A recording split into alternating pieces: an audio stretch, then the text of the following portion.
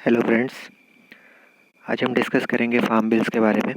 जैसा कि आप सब जानते हैं, या अगर आपने थोड़ा न्यूज़ वगैरह अगर आप फॉलो करते हैं, सोशल मीडिया पे हैं, तो आप ये बात आपने सुना होगा, देखा होगा कि फार्मर्स जो है पिछले 1 साल से कंटिन्यूस जो है दिल्ली के बॉर्डर्स पे प्रोटेस्ट कर रहे हैं फार्म बिल्स के अगेंस्ट में। फार्म बिल्स पिछले साल जो है सरकार ने पार्लियामेंट में इसको पास किया था। टोटल 3 बिल्स हैं और इन्हीं 3 कानूनों के अगेंस्ट जो है फार्मर्स पिछले 1 साल से प्रोटेस्ट कर रहे हैं।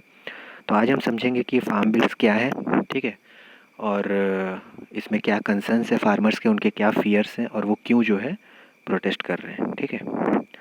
तो ये आप देख सकते हैं, ये दिल्ली के बॉर्डर्स पे कंटिन्यूस जो फार्मर्स पिछले इतने दिनों से, लगभग 1 साल से वो प्रोटेस्ट कर रहे हैं। तो इनको हम समझेंगे पूरा इशू क्या है, ठीक है। फार्म बिल्स को देखिए दोस्तों, फार्म बिल्स को समझने से पहले हमें करंट मार्केट का जो सिनेरियो है, अभी करंट मार्केट सिस्टम है, उसको समझना होगा कि भाई हमारे देश में अभी क्या सिस्टम चलता है जिसके तहत जो है किसान अपनी फसल को बाज़ारों में बेचते हैं, ठीक है। तो करंट में क्या सिनेरियो है, करंट मार्केट सिस्टम क्या है, वो हम समझेंगे। उसके बाद समझेंगे कि इस बिल से क्या चेंजेस आएंगे, और उसके बाद हम लास्ट में देखेंगे कि प्रोटेस्ट क्यों हो रहे हैं, ठीक है। या फिर जब हम उन बिल्स को डिस्कस करेंगे, उसी क्रम में ही हम ये बात को समझेंगे कि फार्मर्स जो है वो प्रोटेस्ट क्यों कर रहे हैं, ठीक है। तो करंट मार्केट सिस्टम अभी क्या है, पहले वो आप समझ लीजिए। किसान जो है वो अपनी फसल को काटने के बाद, हार्वेस्ट करने के बाद, वो उसके पास 3 ऑप्शंस रहते हैं। पहला ऑप्शन तो ये है कि वो लोकल मार्केट में अपनी फसल को बेच दे। लोकल मार्केट मतलब लोकली जो ट्रेडर्स वगैरह होते हैं, ठीक है, उनको वो फसल को बेच दे, जो भी प्राइस वगैरह है नेगोशिएट कर ले और वहाँ पे वो बेच दे, ठीक है। दूसरा ऑप्शन है कृषि मंडीज़ का। कृषि मंडीज़ मतलब जो एपीएमसी मंडीज़ कहा जाता है इनको, एपीएमसी मंडीज़, कृषि मंडी सब एक ही है, ठीक है। ये होते हैं स्टेट गवर्नमेंट के अंडर में, ये एपीएमसी मंडीज़ सेटअप की जाती हैं, ठीक है, कृषि मंडीज़। तो इसमें क्या होता है कि फार्मर्स जो है जाते हैं, अभी करीब करीब 7,000 के आसपास जो है कृषि मंडीज़ पूरे देश में है, ठीक है। तो यहाँ पे क्या होता है, इन मंडीज़ में किसान जो है अपनी फसल को लेके जाते हैं। वहाँ पे क्या होता है, वहाँ पे जो है मिडिल मैन होते हैं। मिडिल मैन, इसको गलत सेंस में आपको नहीं लेना है। मिडिल मैन मतलब कि लाइसेंस्ड मिडिल मैन होते हैं, उनको लाइसेंस दिया जाता है, रजिस्टर्ड होते हैं वो गवर्नमेंट के साथ।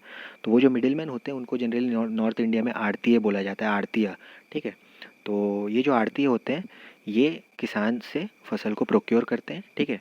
और किस प्राइस पे प्रोक्योर करते हैं वो आपको जान लेना चाहिए कि यहाँ पे एमएसपी वाला प्राइस यहाँ पे नहीं चलता है, ठीक है। एमएसपी वाला वो अलग सिस्टम है, वो भी बताऊँगा। यहाँ पे क्या होता है, जो कृषि मंडीज़ में ऑक्शन होते हैं, ठीक है। किसान अपनी फसल को लेके जाता है, फिर ऑक्शन होता है, और ऑक्शन से प्राइस डिसाइड होता है, और फिर उस प्राइस पे आड़तीय जो है वो किसान से इसको ख़रीद लेते हैं, ठीक है, उनकी फसल को। और फिर तीसरा ऑप्शन होता है एमएसपी का। एमएसपी मतलब जो सेंट्रल गवर्नमेंट डिसाइड करती है। एमएसपी एक कोई अमाउंट होता है, ठीक है, लाइक 2,000 3,000 पर क्विंटल, ठीक है। तो वो जो अमाउंट होता है वो सेंट्रल गवर्नमेंट डिक्लेयर करती है कि किसान को अगर कहीं भी जो है नहीं मिल रहा है अपनी फसल का सही दाम, तो एमएसपी पे वो अपनी फसल को बेच सकता है, ठीक है। एमएसपी जनरली जो किसान का इनपुट होता है, जो उसकी लागत होती है, उससे 1.5 गुना ज़्यादा जो है फिक्स किया जाता है। गवर्नमेंट फ़िक्स करती है, 1.5 गुना ज़्यादा फ़िक्स करती है, ठीक है। तो ये होता है कि अगर किसान कहीं भी अपना फसल नहीं बेच पा रहा है, या उसको उतना अच्छा दाम नहीं मिल रहा है, तो वो एमएसपी पे जाके उसको बेच सकता है, ठीक है। एमएसपी पे जनरली सेंट्रल गवर्नमेंट प्रोक्योर करती है, कहाँ पे, एफसीआई के गोडाउंस में, ठीक है। FCI food corporation of India, FCI के गोडाउंस होते हैं पूरे कंट्रीज़ में। एफसीआई के गोडाउंस अलग अलग जगह पे हैं, वहाँ पे जो है सेंट्रल गवर्नमेंट प्रोक्योर करती है। और एफसीआई में अगर किसान लेके जाएगा अपनी फसल को, तो उसको एमएसपी जो है, एमएसपी वाला जो दाम गवर्नमेंट ने फिक्स किया है, मिनिमम सपोर्ट प्राइस, वो उसको मिलेगा, ठीक है। तो टोटल ये 3 ऑप्शन होते हैं। मंडीज़ में जो आड़ती होते हैं, ये आप समझ लीजिए कि मिडिल मैन है, जैसे मैंने कहा। ये जो होते हैं, जैसे मान लीजिए कि होलसेलर, रिटेलर, ठीक है, जो होते हैं उनके और किसान के बीच में ये होते हैं, ठीक है। ये किसानों से प्रोक्योर करते हैं उनकी फसल को, और उसके बाद आगे जो है ये ट्रेडर्स को, और big traders, big retailers, wholesalers, ठीक है, उनको वो दे देते हैं, ठीक है, उनको फिर वो बेच देते हैं, ठीक है। तो ये जो है आड़तियों का ये काम है, ठीक है। तो फिलहाल ये अभी करंट ये चल रहा है, ठीक है, ये करंट मार्केट का भी सिनेरियो है। तो अब हम देखेंगे कि ये जो बिल्स हैं, इनके, ये बिल्स से क्या चेंजेज आएंगे इस पूरे करंट सिस्टम में, ठीक है। तो टोटल 3 बिल्स हैं, बहुत लंबे चौड़े नाम है, ठीक है। तो पहला बिल जो है, ये तीनों बिल के नाम है। इसमें पहला बिल जो है वो ये मंडी सिस्टम है, एपीएमसी मंडी सिस्टम, कृषि मंडी सिस्टम, इसके साथ इससे रिलेटेड है, ठीक है। दूसरा बिल जो है वो कॉन्ट्रैक्ट फार्मिंग से रिलेटेड है। कॉन्ट्रैक्ट फार्मिंग क्या होता है वगैरह वो सब मैं अभी आगे आपको बताऊँगा। तीसरा बिल जो है वो एसेंशियल कमोडिटीज़ बिल है। ये स्टॉकिंग, होर्डिंग जो कहते हैं, जमाखोरी जिसको कहते हैं हिंदी में, उससे रिलेटेड है, ठीक है। वो सब बताऊंगा अभी आगे क्या है, सब जब इनको डिस्कस करेंगे ये करके तब मैं बताऊंगा आपको, ठीक है। तो पहला जो बिल है वो है farmer produce trade and commerce promotion and facilitation bill 2020। इसको शॉर्ट में एपीएमसी मंडी बिल कहा जा रहा है, ठीक है। इसमें क्या है, इसमें सबसे पहली बात जो है वो इसमें तीसरा पॉइंट जो है आप देखिए, सबसे जो तीसरा पॉइंट है वो है कि the bill allows barrier free inter state and inter state trade of farm produce, यानी कि इस बिल के तहत इंटर स्टेट जो ट्रेडिंग है वो अलाउ किया गया है। फार्मर जो है वो दूसरे स्टेट में जाके भी या अपने स्टेट में कहीं भी वो प्रोड्यूस बेच सकता है, कोई रेस्ट्रिक्शन नहीं है। मान लीजिए एमपी का किसान है, वो छत्तीसगढ़ में भी जाके अपना क्रॉप बेच सकता है, झारखंड का है तो वो यूपी या बंगाल में भी जाके बेच सकता है, उसमें कोई रेस्ट्रिक्शन नहीं है, ठीक है। इसमें एक और चीज़ है कि बोलता है कि प्राइवेट मंडी सेटअप की जाएंगी, ठीक है। प्राइवेट मंडी जो अभी जैसे मैंने आपको कहा कि कृषि मंडी होती है, कृषि मंडी में जो है कि आड़ती होते हैं, वहाँ पे जाके किसान अपना फसल आड़तियों को बेचते हैं, ठीक है। तो किसान अभी के करंट मार्केट से जो सिनेरियो, वहाँ पे क्या है कि किसान जो है अगर कृषि मंडी में जाके अपना सामान बेचेगा, अपना फसल को बेचेगा, तो वो केवल आड़तियों को ही बेचेगा, वहाँ पर वो प्राइवेट किसी बायर को नहीं बेच सकता, ठीक है। अगर उसको प्राइवेट बायर को बेचना है तो वो उसको मंडी से बाहर वो जाके प्राइवेट मार्केट में जाके बेच सकता है। प्राइवेट मार्केट मतलब लोकल मार्केट की कैटेगरी में वो आ गया, ठीक है ना, अगर वो किसी प्राइवेट बायर को बेचना चाहता है। लेकिन अगर वो एपीएमसी मंडी में एंटर किया है तो उसको फिर वहाँ पे जो लाइसेंस्ड मिडिल मैन है यानी आड़तीय है, आड़तियों को ही उसको अपना फसल बेचना होगा, ठीक है। तो ये बिल अलाउ करता है कि जो है किसान मंडी से बाहर जाके अपना फसल किसी भी प्राइवेट उसको बेच सकता है। जैसे मैंने कहा कि रिटेलर और किसान के बीच में होता है मिडिल मैन, तो अभी क्या है कि मिडिल मैन जो है वो किसान से लेता है, प्रोक्योर करता है उसका फसल को, और आगे फिर रिटेलर उनको बेचता है। तो अभी क्या है, किसान डायरेक्टली रिटेलर और ट्रेडर से कांटेक्ट कर सकता है और वो उनको जो है डायरेक्टली वो बेच सकता है अपना फसल, ठीक है। मिडिल मैन का कोई रोल नहीं होगा। और ये जो ट्रांजेक्शन होगा ये प्राइवेट मंडीज़ में होगा। ये जो एपीएमसी मंडीज़ है वहाँ पे नहीं होगा, प्राइवेट मंडीज़ के लिए सेटअप की जाएगी, ठीक है। तो ये इसका एक जो है क्लॉज है, ठीक है, इसका एक फीचर है इस बिल का, ठीक है। बाकी तो वही है कि एपीएमसी एक्ट के साथ ये डील करता है, और ये सब 7000 मंडीज़ वगैरह ये सब इसमें है कि टोटल 7000 मंडीज़ है पूरे कंट्री में, ठीक है। तो ये हो गया। ऑक्शन वाली बात भी मैंने आपको कही थी कि ऑक्शन से वहाँ पे मार्केट में जो एपीएमसी मंडीज़ है वहाँ पे ऑक्शन से जो है प्राइस डिसाइड होता है, ठीक है। अब यहाँ पे क्या डिफरेंस है, यहाँ पे क्या कंसर्न है, देखिए एपीएमसी मंडीज़ में क्या होता है कि मिडिल मैन होते हैं, आड़तीय होते हैं, वो किसान से फसल को लेते हैं और आगे फिर वो मतलब लेते हैं क्या उनसे ख़रीदते हैं और आगे ट्रेडर रिटेलर लोग को बेचते हैं, ठीक है। तो ये जो एपीएमसी मंडीज़ होती है इसमें टैक्स लेती है स्टेट गवर्नमेंट, ठीक है। सभी स्टेट गवर्नमेंट्स एपीएमसी मंडीज़ में कुछ टैक्स लेती है, 0.5 से 0.8% के आसपास का कोई टैक्स लेती है। अभी जो प्राइवेट मंडीज़ होगी जहाँ पे किसान डायरेक्टली बिना आड़तीय के मदद के डायरेक्टली वो जो है रिटेलर और होलसेलर ट्रेडर से कांटेक्ट कर सकता है, ठीक है। वो वाला जो ट्रांजैक्शन होगा वो प्राइवेट मंडीज़ में होगा, जैसे मैंने आपको कहा। तो प्राइवेट मंडी जो है वो टैक्स फ्री होंगी, उसमें कोई टैक्स नहीं लगेगा, ठीक है। तो किसान कह रहे हैं कि इनिशियली जो है वो ठीक है, इनिशियली ये किसान को अच्छा दाम मिलेगा उसके फसल पे, क्योंकि जो प्राइवेट जो प्लेयर्स होंगे वो मार्केट में अपने आप को सेटअप करने के लिए शुरू के 2-3 साल 5 साल तक किसान को अच्छा दाम देंगे उसकी फसल पे, ठीक है। लेकिन धीरे धीरे क्या होगा कि लॉन्ग रन में क्या होगा कि एपीएमसी मंडी पूरी तरह से कोलैप्स कर जाएगी। क्यों? क्योंकि एपीएमसी मंडी जो है वो टैक्स्ड मंडी से टैक्स लेती है वहाँ पे स्टेट गवर्नमेंट, और ये तो टैक्स फ्री मंडीज़ है प्राइवेट मंडीज़ जो है। तो सारा का सारा ट्रांजैक्शन जो एपीएमसी मंडीज़ में होता था वो अब जो है शिफ्ट हो जाएगा प्राइवेट मंडीज़ में। कुछ 3-5 सालों तक में पूरा का पूरा ट्रांजैक्शन जो है वो सारा ट्रांजैक्शन प्राइवेट मंडीज़ में शिफ्ट हो जाएगा। एपीएमसी मंडी जो है वो फिर वो वायबल नहीं होंगी, ठीक है, क्योंकि वहाँ कोई ट्रांजैक्शन हो नहीं रहा है, तो वो इकोनॉमिकली वायबल नहीं होंगी, तो सारे वो शट डाउन हो जाएंगे, ठीक है। और फिर जब शट डाउन हो जाएंगे तो फार्मर के पास फिर जो कोई बहुत ज़्यादा ऑप्शन बचेगा नहीं, ठीक है। वो फिर जो है उसको पूरी तरह से प्राइवेट प्लेयर्स पे डिपेंड करना होगा, ठीक है। और जब वो पूरी तरह से प्राइवेट प्लेयर्स पे डिपेंड हो जाएगा, उसके पास कोई ऑप्शन नहीं रहेगा, तो मोनोपोली हो जाएगी, ठीक है। मोनोपोली जब होगी जो प्राइवेट कॉरपोरेट्स हैं उनकी जब मोनोपोली होगी, तो फिर जो है किसान को अपना जो फसल है उस पर सही दाम नहीं मिलेगा, ठीक है, कम मिलेगा, उतना अच्छा प्राइस नहीं मिलेगा। तो लॉन्ग रन में किसान जो है वो एक्सप्लॉइट होगा। ये उनका जो है किसानों का ये उनका फियर है, एक कंसर्न है यहाँ से, ठीक है, ये चीज़ है। बाकी देखिए, बाकी जो इसमें जो क्लॉजेज़ हैं कि like barrier free inter state intra state trade, ये अभी भी होता है, ऐसा नहीं है कि ये अभी नहीं होता, अभी अभी भी होता है, कोई रेस्ट्रिक्शन नहीं है। अभी भी चाहे तो किसान जो है अपनी फसल को कहीं भी जाके बेच सकता है, कोई उसको रेस्ट्रिक्शन नहीं है। लेकिन ऐसा नहीं किया जाता है, किसान ऐसा नहीं करते। क्यों नहीं करते? क्योंकि अगर वो दूर दराज के क्षेत्रों में, दूर दराज के एरिया में जाके अपनी फसल को बेचेंगे तो उनको ट्रांसपोर्ट कॉस्ट लगेगा, ठीक है, ट्रांसपोर्ट कॉस्ट लगेगा, स्टोरेज कॉस्ट लगेगा, बहुत तरह का और भी एक्स्ट्रा कॉस्ट उनको उनके पॉकेट से जाएगा। तो जितना वो बाहर जाके, जितना उनको दूर दराज में क्षेत्र में जाके अगर उनको अच्छा प्राइस भी मिल रहा है, लेकिन दिक्कत ये है कि अगर वो जाएंगे तो आने जाने में जो खर्च लगेगा, ठीक है, ट्रांसपोर्ट कॉस्ट और दुनिया भर का जो कॉस्ट है, वो सब मिला के उनके लिए जो है वो या तो बराबर हो जाएगा बात, या फिर वो लॉस में ही चले जाएंगे, ठीक है। तो कॉस्ट लगता है, एक्स्ट्रा बहुत सारा कॉस्ट लगता है। इसके लिए कोई जो है दूर अपनी फसल को दूर ले जाके नहीं बेचना चाहता है, ठीक है। सब सोचते हैं कि पास में ही बेचेंगे, दूर दूर जाके कोई नहीं बेचता है। दूसरे स्टेट में जाना तो छोड़िए, अपने ही स्टेट में कोई बहुत ज़्यादा, अगर बहुत ज़्यादा डिस्टेंस है तो नहीं जाते हैं किसान, ठीक है। तो ये वाला जो है, ये जो क्लॉज़ है, ये कोई बहुत ज़्यादा काम का क्लॉज़ नहीं है। ये किसानों का भी ये भी कहना है कि बहुत ज़्यादा काम का ये कोई क्लॉज़ है नहीं, क्योंकि किसान जो है वो दूर जाके अपनी फसल को नहीं बेचता है, ठीक है। बाकी तो बेसिकली इस बिल में तो यही फ़िलहाल था, ठीक है। इनका बेसिकली यही एक दो ठो कंसर्न है, और यही उनका मेन जो प्रोटेस्ट का सबसे बड़ा रीज़न है, वो इसी बिल से रिलेटेड है, ठीक है।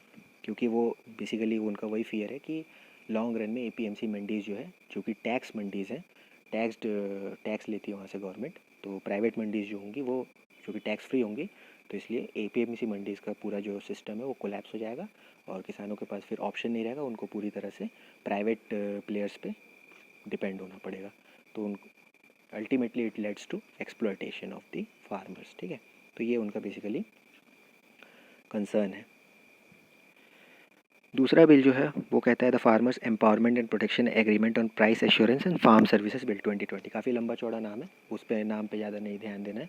इसमें इसको शॉर्ट में आप समझ लीजिए कॉन्ट्रैक्ट फार्मिंग बिल, ठीक है। ये बिल जो है कॉन्ट्रैक्ट फार्मिंग से रिलेटेड है। पहले आप ये समझिए, जान लीजिए कि कॉन्ट्रैक्ट फार्मिंग क्या होता है। कॉन्ट्रैक्ट फार्मिंग मतलब कि जैसा आप नाम से ही जानते हैं, नाम से ही समझ पा रहे होंगे कि कॉन्ट्रैक्ट बेस पे फार्मिंग, ठीक है। इसमें क्या होता है, मान लीजिए एक फार्मर है और एक जो है कोई बड़ा कंपनी है, ठीक है। कंपनी और फार्मर के बीच में एक एग्रीमेंट होता है। कंपनी कहती है फार्मर से कि आप जो है हमें, फॉर एग्जांपल लेज़ कंपनी है, ठीक है, चिप्स बनाने की कंपनी है, ठीक है। वो लेज़ कंपनी गई फार्मर के पास, वो फार्मर से बोली कि हमें हमें जो है अपनी चिप्स बनाने के लिए हमें आलू चाहिए, पोटैटो, ठीक है। आप जो है आलू उगाइए, ठीक है, हम आपको सीड्स, इनपुट, फर्टिलाइज़र जो भी है, सीड्स वगैरह, फर्टिलाइज़र, वो सारे इनपुट जो भी आपको लगेंगे वो हम देंगे, ठीक है। बदले में आप उसको उगाइए आलू को, और आपको आलू को हमें ही बेचना है, ठीक है।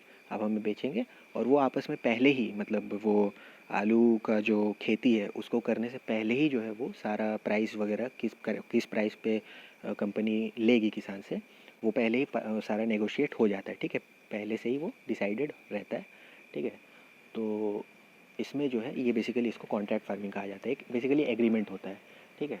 तो इसमें क्या है, इसका फ़ायदा ये होता है कि किसान को एक प्राइस एश्योरेंस रहता है, ठीक है, कि लाइक उसको पता है कि हाँ भाई, अगर मार्केट में आलू के दाम गिर भी जाते हैं तो मुझे कोई फ़र्क नहीं पड़ता, क्योंकि मेरा तो सांठगांठ जो है वो कंपनी से है, ठीक है, एग्रीमेंट हुआ है, तो मेरे को कंपनी को बेचना, कंपनी मुझे उतना पैसा देगी जितना उसने कमिट किया है। तो एक तरह से एक प्राइस का एश्योरेंस रहता है, प्राइस वॉलेटिलिटी से किसान जो है वो बच जाता है, ठीक है। तो ये बेसिकली इसको कॉन्ट्रैक्ट फार्मिंग कहा जाता है, ठीक है। देखिए यहाँ पे वही है कि जैसा इसमें लिखा है कि it allows farmers to enter into agreements with agri firms, exporters and large buyers to produce a crop for a pre agreed prices. जैसा मैंने कहा, कॉन्ट्रैक्ट बेसिस पे ये फार्मिंग होती है, प्राइसेस पहले से ही डिसाइडेड रहते हैं इसमें, ठीक है।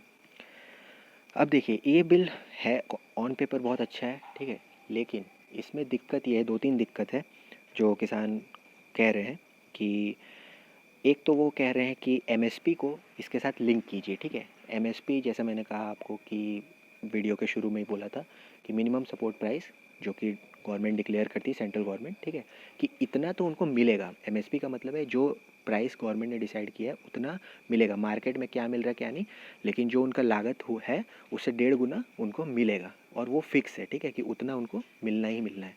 तो किसान ये कह रहे हैं कि कॉन्ट्रैक्ट फार्मिंग के अंडर जो प्राइसेस डिसाइड होंगी, ठीक है, वो एमएसपी से लिंक होने चाहिए। मतलब एमएसपी जितना हमको जितना एमएसपी देगी सरकार, उससे कम में कॉन्ट्रैक्ट फार्मिंग में, उससे कम में जो है हमें उससे कम में हम नहीं बेचेंगे अपनी फसल को, ठीक है। कंपनीज़ को कम से कम उतना तो हमें देना ही होगा, ठीक है। ये उनका जो है किसानों का डिमांड है कि कंपनी को जितना एमएसपी सरकार ने डिसाइड किया है उससे कम में कंपनी नहीं देगी, उससे ज़्यादा ही उसको देना होगा, ठीक है। या तो मिनिमम उतना देना होगा जितना गवर्नमेंट दे रही है एमएसपी में, ठीक है।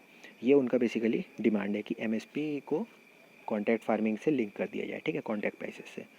दूसरा इसमें जो है कि इस बिल में ही एक क्लॉज है कि अगर कोई डिस्प्यूट होता है कंपनी और किसान के बीच में, तो किसान जो है वो कोर्ट में नहीं अप्रोच कर सकता। उसके लिए फिर जो है अल्टरनेटिव मैकेनिज़्म एक डिवाइस किया गया इस बिल के तहत कि वो जो जितना डिस्प्यूट वाला जो केस है वो एसडीएम के जुरिसडिक्शन में आएगा। एसडीएम डीएम मतलब वो जो कलेक्टर वगैरह होते हैं उनके जुरिसडिक्शन में आएगा, और कलेक्टर जो है वो फिर डिसाइड करेगा कि क्या वो मतलब जो भी डिसीजन होगा उस डिस्प्यूट का, उसकी जो जो पूरा सुनवाई है वो कलेक्टर पूरा सुनवाई करेगा, ठीक है।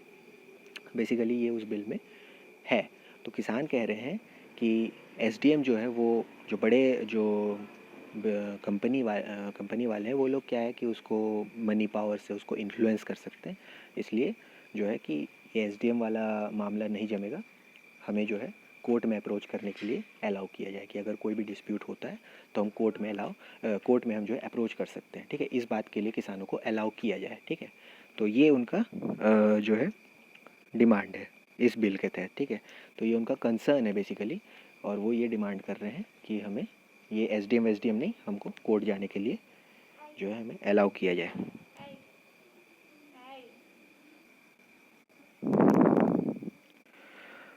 अभी फाइनली ये जो थर्ड बिल है उसके बारे में हम देखते हैं, एसेंशियल कमोडिटी अमेंडमेंट बिल, ठीक है।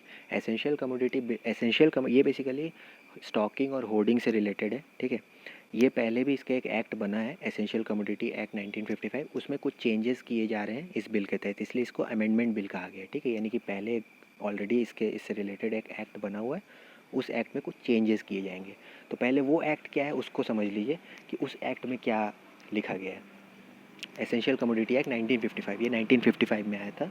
इस एक्ट के तहत ये कहा गया है कि कोई भी जो ट्रेडर या मर्चेंट बड़े व्यापारी लोग होते हैं, होलसेलर वगैरह होते हैं, वो लोग जो है स्टॉकिंग होर्डिंग ये नहीं कर सकते। स्टॉकिंग होर्डिंग से क्या होता है कि भाई अगर मान लीजिए कि मार्केट में फॉर एग्जांपल आलू है या प्याज है, उसको अगर कोई जमाखोरी करने लगेगा तो क्या होगा कि डिमांड जो है वो मार्केट में तो है लेकिन सप्लाई फिर नीचे आ जाएगी। सप्लाई नीचे आएगा तो फिर जो है प्राइस राइज हो जाएगा, ठीक है, महंगाई उससे बढ़ेगी। तो एक तरह से आर्टिफिशियल इन्फ्लेशन इसको कहते हैं, आर्टिफिशियल महंगाई, ठीक है। जानबूझ के जो है कि इसको मार्केट में एक महंगाई को बढ़ाया जाता है होर्डिंग करके, ठीक है, जमाखोरी करके। तो इसके लिए जो है कि गवर्नमेंट ने एसेंशियल कमोडिटी एक्ट 1955 जो है निकाला था। उसमें था कि भाई स्टॉकिंग और होर्डिंग वगैरह नहीं किया जा सकता, एक लिमिट से ऊपर नहीं किया जाएगा, ये उसमें था। अगर कोई स्टॉकिंग या होर्डिंग करेगा तो उसके ऊपर कानूनी कार्रवाई होगी, ये अकॉर्डिंग टू 1955 एक्ट था, ठीक है। अब ये जो एसेंशियल कमोडिटी अमेंडमेंट बिल है ये क्या बोलता है कि फ्रीली स्टॉकिंग होर्डिंग कर सकते हो, ठीक है, कोई प्रॉब्लम नहीं है, ठीक है, कोई प्रॉब्लम नहीं। गवर्नमेंट जो है वो कोई लिमिट इसमें नहीं बताएगी कि आपको ये कितना करना है क्या नहीं, कोई लिमिट इसमें गवर्नमेंट नहीं डालेगी अपनी तरफ से, गवर्नमेंट इंटरवीन नहीं करेगी, ठीक है। आप जो है फ्रीली कर सकते हो होर्डिंग वगैरह, स्टॉकिंग जो भी है वो फ्रीली आप कर सकते हो, ठीक है। कुछ एक्सेप्शंस हैं, कुछ एक्सेप्शनल सर्कमस्टेंसेस में जो है गवर्नमेंट जो है इंटरवीन करेगी। क्या वो सर्कमस्टेंसेस है, लाइक वॉर हो गया, फेमाइन हो गया, नेचुरल कैलेमिटी हो गया, या फिर प्राइस राइज में क्या है कि नॉन पेरिशेबल आइटम्स में अगर 50% का प्राइस राइज होता है और पेरिशेबल आइटम्स में 100% का प्राइस राइज होता है, तब गवर्नमेंट इंटरवीन करेगी, ठीक है। पेरिशेबल मतलब कि लाइक जो बहुत जल्दी जो है ख़राब हो जाते हैं, जैसे कि दूध दही ये सब हो जाता है पेरिशेबल आइटम्स। नॉन पेरिशेबल मतलब जो लंबा चलते हैं, जैसे आलू प्याज वगैरह हो गया, ठीक है। तो ये जो नॉन पेरिशेबल्स है उसमें अगर 50% का राइज़ होता है और पेरिशेबल्स में 100% का प्राइस राइज़ हो जाता है, तो फिर जो है गवर्नमेंट इंटरवीन करेगी। अदरवाइज़ ये जो कंडीशंस हैं, इन कंडीशंस के अलावे गवर्नमेंट जो है वो कभी कोई और कुछ भी होता है तो गवर्नमेंट इंटरवीन नहीं करेगी। बाकी ट्रेडर वगैरह लोग फुल्ली फ्री हैं अपना होर्ड वगैरह स्टॉक वगैरह करने के लिए, ठीक है। तो यहाँ पे क्या है, यहाँ पे देखिए स्टॉकिंग होर्डिंग जब होती है ना, तो इसमें फार्मर को तो नुकसान होगा जो होगा, इसमें आपको, हमको, हमारे जैसे जो आम जनता है, जो कॉमन मैन है, उसको भी दिक्कत होगा, उसको भी महंगाई की मार जो है पड़ेगी, ठीक है ना। कैसे होगा कि मान लीजिए क्या होता है कि मान लीजिए कोई ट्रेडर वगैरह है, ठीक है, वो गया किसान के पास से, उसने सारा खरीद लिया, ठीक है, उसका जो भी है क्रॉप, उसका जो भी मान लीजिए आलू प्याज वगैरह है, उसने खरीद लिया किसान से, ठीक है, खरीद के उसने स्टॉक कर लिया, अच्छे से अच्छा खासा स्टॉकिंग वगैरह कर लिया उसने, ठीक है। तो अब क्या होगा कि नेक्स्ट साइकिल में मान लीजिए अब वो बोलेगा, किसान उसके पास आएगा अपना फसल लेके, और फिर वो बोलेगा कि नहीं यार, हमारे पास तो जो है कि ऑलरेडी है, पिछले बार का ही जो ख़रीदा हुआ था वो ऑलरेडी है, तो इस बार हम ज़्यादा पैसा आपको नहीं दे सकते, ठीक है। तो फिर वो ज़्यादा पैसा देगा नहीं, क्योंकि उसके पास बोलेगा वो ऑलरेडी मेरे पास है, तो मान लीजिए उसको ज़्यादा वो देगा नहीं, ठीक है ना। तो उस किसान को भी कम पैसा मिला अपने अपने प्रोड्यूस का, और फिर जो है कि वो मार्केट में तो फिर वो जो है कि अच्छे से बेचेगा, क्योंकि मार्केट में उसने होर्डिंग अपने अपने पास उसने होर्डिंग की हुई है, तो मार्केट में तो प्राइस जो है बढ़ा हुआ होगा, तो उस बढ़े हुए प्राइस पे वो बेचेगा, ठीक है ना। तो कुल मिला के दोनों तरफ से वो फ़ायदे में, दोनों हाथ में लड्डू, किसान को भी कम देना पड़ रहा है, उसके प्राइस, उसके फसल का कम पैसा उसको देना पड़ रहा है, और वो कंज्यूमर को भी हाई प्राइस में बेचेगा, ठीक है ना। तो ये है होर्डिंग से ये होगा इम्प्लीकेशन इसका, ठीक है ना। यानी कि दोनों तरफ से किसान को भी नुकसान है और कंज्यूमर को भी नुकसान है, और बीच में जो वो जो बंदा है, जो ट्रेडर वगैरह है, लोग हैं, वो लोग इसमें फुल फ़ायदे में रहेंगे, ठीक है। तो ये हो गया आपका एसेंशियल कमोडिटी अमेंडमेंट बिल 2020, इससे ये इसका कंसर्न है, ठीक है। तो ये बेसिकली 3 बिल है, 3 बिल के बारे में मैंने आपको बताया कि 3 बिल क्या है, इसमें क्या क्या फ़ीचर है, और क्यों जो है किसान इसको लेके कर रहे हैं प्रोटेस्ट, उनके क्या फियर्स हैं, उनके क्या कंसर्न्स हैं, ठीक है। तो अभी देख लेते हैं कि उनके बेसिकली किसान क्या डिमांड कर रहे हैं। पहली बात तो वो बोल रहे हैं एमएसपी को लीगल राइट बनाया जाए। देखिए एमएसपी जो है वो गवर्नमेंट डिक्लेयर करती है, जैसा मैंने आपको कहा, लेकिन गवर्नमेंट लीगली बाउंड नहीं है इसके लिए, ठीक है। ये गवर्नमेंट वॉलेंटरीली अपनी स्वैच्छिकता से वो इसको डिक्लेयर करती है, बट अगर वो नहीं डिक्लेयर करेगी तो हम केस नहीं कर सकते, कोई किसान उस पर जाके केस नहीं कर सकता कि आप करो डिक्लेयर बोल के, ठीक है, क्योंकि वो फिर जो है लीगली बाउंड नहीं है उसके लिए। तो किसान कह रहा है कि लीगल राइट बनाना है, एमएसपी को लीगल राइट बनाइए, ठीक है ना। तो एक तो ये उसका डिमांड है कि अगर एमएसपी लीगल राइट बन जाएगा तो फिर वो लीगली जो है वो एक तरह से गवर्नमेंट जो है लीगली बाउंड रहेगी एमएसपी देने के लिए, ठीक है ना, और किसान को भी एक प्रॉपर जो है प्राइस एश्योरेंस मिलेगा, ठीक है। तो पहला डिमांड तो उसका वो है। और दूसरा है कि प्रोक्योरमेंट फॉर ऑल 23 क्रॉप्स। अब देखिए एमएसपी जो है वो बेसिकली 23 क्रॉप्स के लिए डिक्लेयर करती है किसान गवर्नमेंट, ठीक है, कि 23 क्रॉप्स पे एमएसपी जो है वो गवर्नमेंट देगी। लेकिन जो मेजर क्रॉप्स हैं जैसे पैडी हो गया, ठीक है, मतलब धान हो गया, वीट हो गया, गेहूँ, और कुछ थोड़े बहुत दाल वगैरह, ठीक है, थोड़ा बहुत ज्वार बाजरा वगैरह, खाली इसी पे जो है कि गवर्नमेंट प्रोक्योर करती है, ठीक है। मतलब मान के चलिए 23 क्रॉप्स पे अगर वो डिक्लेयर कर रही है तो मुश्किल से 3 से 4 क्रॉप पे ही वो एमएसपी देती है, ठीक है, किसान को, बाकी वो प्रोक्योर ही नहीं करती, ठीक है ना। तो वो बोल रहा है, तो किसान बोल रहे हैं कि सभी पे ही, सभी क्रॉप्स पे आप एमएसपी डिक्लेयर तो आप करते ही हैं, लेकिन प्रोक्योरमेंट भी सभी क्रॉप्स पे कीजिए, केवल 2-3 जो गिनती चुनती के क्रॉप्स है खाली उस पर मत कीजिए, सभी क्रॉप्स पे आप कीजिए, ठीक है। सभी क्रॉप्स पे आप प्रोक्योरमेंट कीजिए और सभी क्रॉप्स पे एमएसपी दीजिए, ठीक है। एमएसपी डिक्लेयर करती है लेकिन देती नहीं है गवर्नमेंट, एमएसपी डिक्लेयर करती है सभी क्रॉप्स पे लेकिन देती केवल 2-3 क्रॉप्स पे है। तो वही किसान कह रहा है कि सभी क्रॉप्स पे आप जो है एमएसपी दीजिए, ठीक है। और लास्ट उसका है कि एपीएमसी में रिफॉर्म्स तो चाहिए। देखिए जो एपीएमसी में भी अपने कुछ प्रॉब्लम्स हैं, लाइक एपीएमसी में भी जो आड़ती होते हैं वो आपस में जो है कि गुटबाजी कर लेते हैं, और फिर जो है कि ऑक्शन वगैरह में कम प्राइस पे जो डिसाइड हो, तो प्राइस जो है वो कम डिसाइड होता है, ठीक है, और किसान को फिर कम प्राइस मिलता है अपने फसल का। कार्टलाइजेशन बोलते हैं इसको बेसिकली, ठीक है। गुटबाजी तो मान लीजिए चालू भाषा में हो गया, इसको प्रॉपर लैंग्वेज में कार्टलाइजेशन बोलते हैं। कार्टलाइजेशन मतलब कि लाइक बहुत सारे आड़ती मिल के जो है आपस में ग्रुप बना लेते हैं और फिर बोलेंगे कि भाई हम तो आपको इतना ही देंगे, ठीक है। अब किसान तो मंडी में किसी और को बेच नहीं सकता, वो तो खाली आड़तियों को वहाँ पे बेचेगा, तो फिर उसको जो है मजबूरी में अपना फसल जो है उतने में ही, उसको जितना प्राइस आड़ती कहते हैं उतने में ही उसको देना पड़ता है, ठीक है, उसको अपना फसल को देना पड़ता है। तो और भी बहुत सारे कुछ करप्शन वगैरह भी इसमें होता है, ठीक है। तो उसके अपने ये हैं, उसके ऊपर कभी अलग से एक वीडियो बनाऊंगा, एपीएमसी के जितने भी प्रॉब्लम्स है और उस पर क्या रिफॉर्म होने चाहिए। तो वो फार्मर्स जो है वो कह रहे हैं कि एपीएमसी के अपने प्रॉब्लम्स हैं, लेकिन उस पे रिफ़ॉर्म होना चाहिए। लेकिन अभी जो बिल आया हुआ है, इस पे जो है कि इससे तो एपीएमसी में रिफॉर्म्स छोड़िए, एपीएमसी पूरी तरह से ख़त्म हो जाएगी। तो पूरी तरह से ख़त्म नहीं करना है। फार्मर कह रहे हैं कि हमें रिफॉर्म तो चाहिए एपीएमसी में, लेकिन एपीएमसी को पूरी तरह से ख़त्म नहीं करना है, ठीक है। रिफॉर्म चाहिए बट वो पूरी तरह से उसका डिस्ट्रक्शन नहीं करना है, ठीक है। तो ये बेसिकली फार्मर्स के जो है डिमांड है, ठीक है। तो ये हो गया आपका, तीनों बिल हमने डिस्कस किया। तीनों बिल के क्या कंसर्न्स हैं, क्या उससे रिलेटेड किसान को दिक्कत है, समस्या है, वो सभी हमने कर लिया डिस्कस, ठीक है। ये 1 साल से, इसलिए पिछले 1 साल से किसान जो है लगातार इस पर कर रहे हैं प्रोटेस्ट। फ़िलहाल अभी तो सरकार ने उसको रिटर्न कर दिया है, ठीक है। रिपील करने का बोला है पार्लियामेंट में। उसको जब तक उसको रद्द नहीं किया जाएगा तब तक किसान बोल रहे हैं कि हम तब तक जो है प्रोटेस्ट जारी रखेंगे। खैर, वो तो इन फ्यूचर देखा जाएगा कि क्या होना है। बट फ़िलहाल अभी के लिए जो अपडेट है वो ये है कि सरकार ने तीनों बिल वापस ले लिए हैं, ठीक है। तो अगर इससे रिलेटेड आपको कोई भी डाउट हो तो आप कमेंट सेक्शन में जो है अपना डाउट पूछ लीजिएगा। मैं ज़रूर से कोशिश करूँगा कि रिप्लाई करने का।